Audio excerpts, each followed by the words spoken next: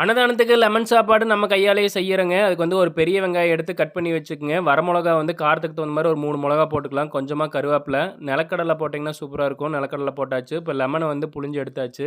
மரச்செக்கு கடலெண்ணெய் ஊத்தி இருக்கிறோங்க. இப்ப வந்து லெமன் வந்து புழிஞ்சது சாறு எடுத்து வச்சாச்சு. இப்ப கடுகு, கடலப்பருப்பு போட்டுட்டு நிலக்கடலையும் போட்டுக்குங்க.